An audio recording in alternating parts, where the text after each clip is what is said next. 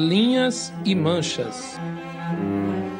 Nesta primeira parte do exercício, vamos fazer linhas de diversas espessuras como estas, neste espaço.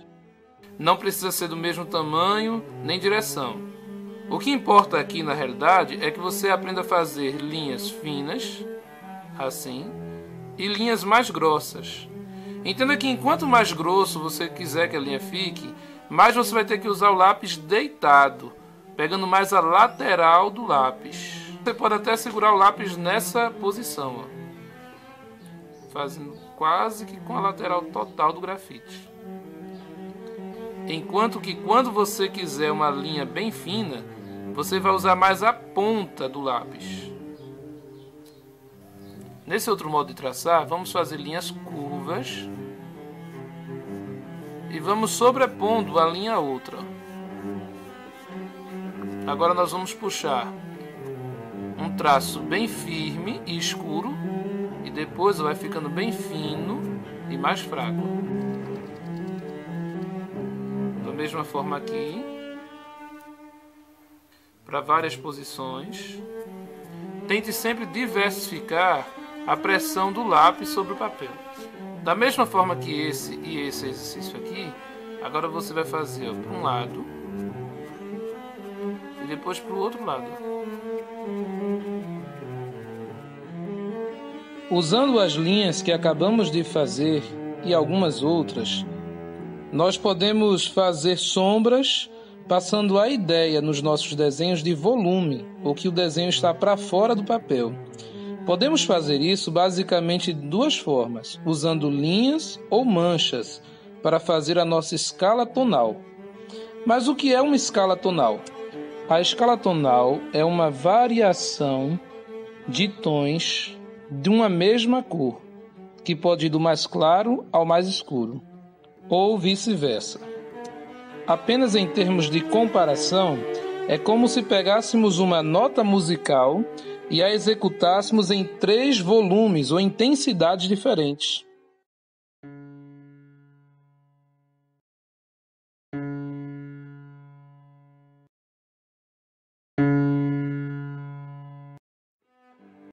Vamos começar pelas achuras. Mas o que são achuras? São linhas encruzadas ou paralelas usadas para dar impressão de luz e sombra. Lembre-se que quanto mais as linhas estiverem espaçadas, mais claras serão as sombras. E, quanto mais próximas, mais escuras serão essas sombras. Vamos à prática. Eu estou sobrepondo aqui uma à outra.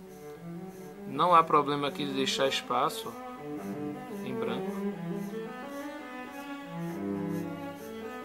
Nesse caso eu estou fazendo linhas retas, né?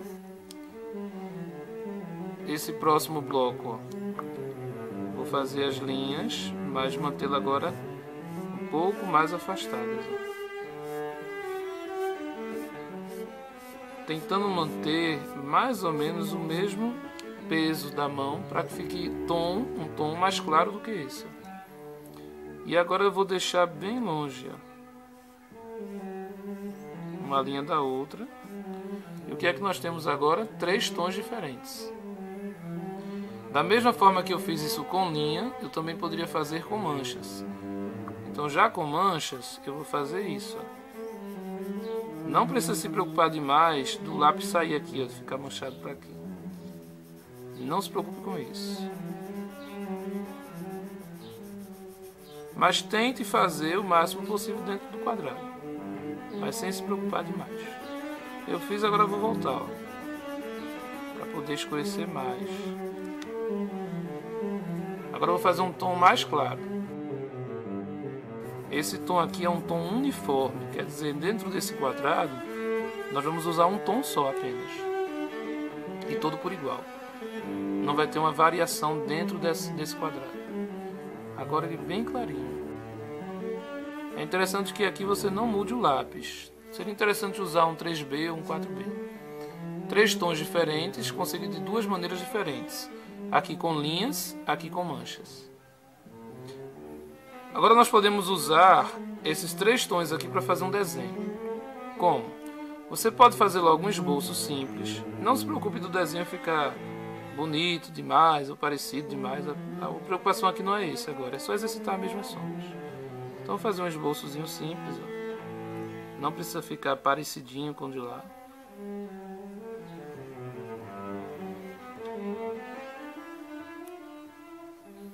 Então a ideia aqui só é você entender que eu vou usar primeiro esse tom aqui escuro e depois usar um tomzinho claro.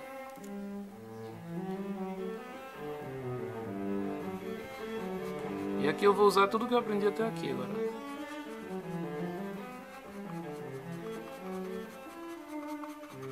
Um tom escuro. Vou usar aqui um tom médio.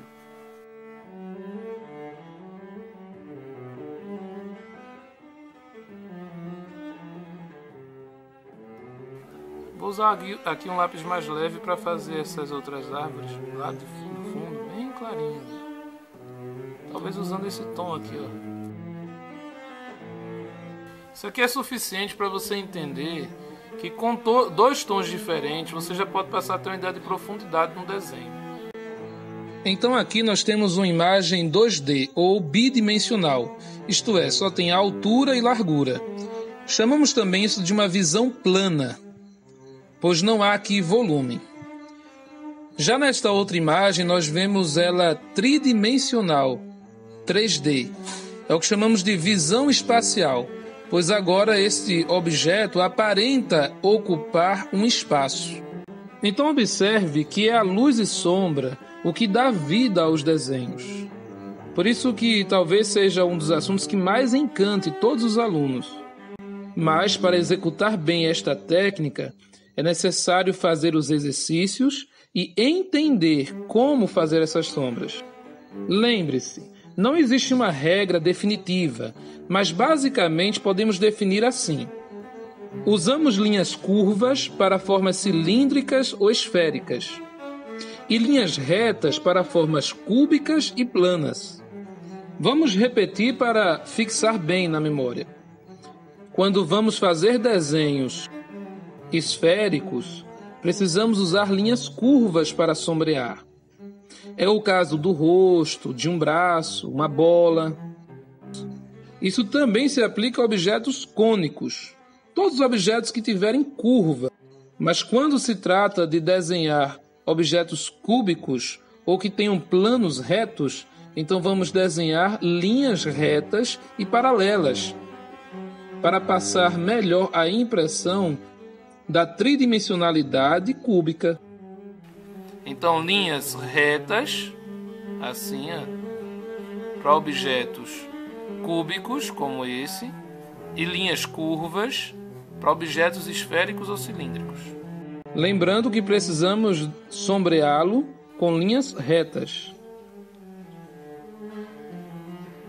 Faça bem aqui para baixo, para não acontecer de topar lá no outro desenho assim.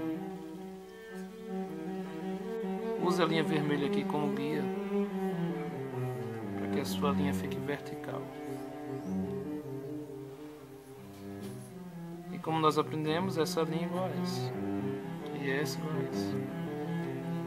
Bem, feito isso, nós vamos basear como se a luz estivesse vindo daqui, meio de cima, né? Então essa face aqui vai ficar mais escura, essa aqui média. Vamos usar linhas para sombrear, como nesses casos aqui. Vamos usar aqui um tom médio para fazer isso. Eu vou reforçar aqui as linhas de contorno. E aqui eu vou fazer bem levezinho. E enquanto mais para lá, mais claro. Vou reforçar aqui novamente. Você vê que ficou um pouco um tom tanto parecido. Aí nós escurecemos o outro tom, a outra face. Se precisar de mais, você vem novamente. Aplica outra camada de sombreamento. Agora o cilindro.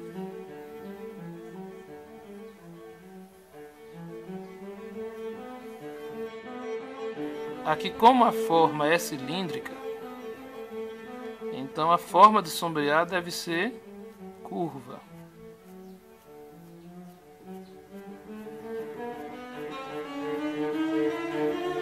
cuidado para não fazer uma linha curva demais assim também não. Não é esse o caso, né? É só a linha não ficar reta demais. Vou reforçar aqui.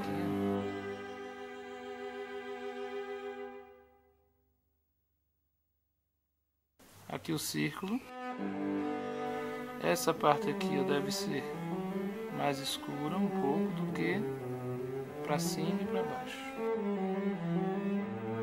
Agora eu vou pegar só nessa parte onde eu tinha passado uma linhazinha leve, para que aqui fique um tom um pouco diferente. Vou baixar aqui também para cá. Agora o cônio, pode fazer logo aqui no oval. Marco aqui o meio dele. Também traço curvo. Nesse caso, é melhor você não fazer o movimento em zigue-zague assim. Sempre assim. Ou no caso, quando é curva, assim. Você vem só de um canto. Treine o traço calculado. Como? Faça quadrados, círculos, triângulos e traceje dentro deles, sem deixar com que o traço passe demais para fora. Assim você vai treinar sua mão para fazer linhas precisas num espaço limitado. Estas imagens não estão aqui simplesmente para você reproduzi-las, mas elas estão mostrando que você deve fazer objetos do seu dia a dia. Procure fazer esses desenhos de maneira simples, apenas indicando onde é luz e onde é sombra, usando achuras. Quando for posicionar os objetos para você desenhar, cuidado para não fazer uma composição monótona. Isso se dá quando são objetos do mesmo tamanho, no mesmo plano, isso é, fica um só do lado do outro. Ao invés disso, procure fazer uma composição dinâmica. Ou seja, diversifique os objetos que você vai usar. Tamanhos, formas diferentes, dispostos em vários planos diferentes. Isso é, um mais para frente, outro mais para trás, um alto perto de um baixo, um redondo junto de um quadrado, mas não de um modo que fique muito disperso, jogado. Procure manter a harmonia da composição. Cuidado com os extremismos. Não faça de qualquer jeito, de maneira medíocre. Aliás, nada na vida devemos fazer de maneira medíocre. Também não fique excessivamente preocupado, talvez querendo fazer um desenho além do que você é atualmente capaz de fazer. Nesse sentido, livre-se da vaidade. Procure fazer um desenho simples, mas de bom gosto. Como você pode observar nestes desenhos, as habilidades variam. Faça do seu jeito, o melhor que você puder.